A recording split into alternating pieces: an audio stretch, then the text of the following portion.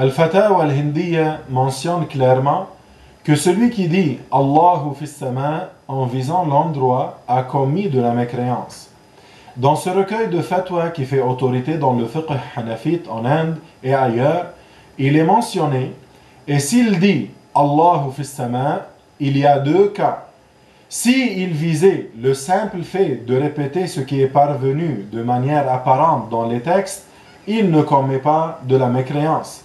Mais s'il visait par cela l'endroit, il commet de la mécréance. Les points à retenir de cette citation est que Al-Fatawa al-Hindiya est un recueil de fatwas de savants hanafites du continent asiatique, surtout de l'Inde, qui regroupe presque tous les avis de l'école et qui est une référence jusqu'à aujourd'hui des jugements de l'école.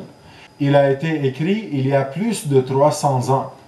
Il a été dit que 500 savants du sous-continent indien ont travaillé à ce recueil.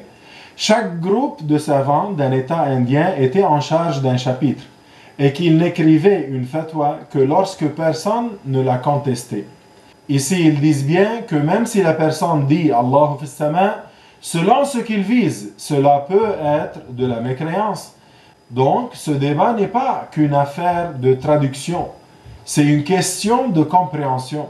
Celui qui dit des phrases en arabe tout en visant par cela que Dieu est limité, c'est de la mécréance.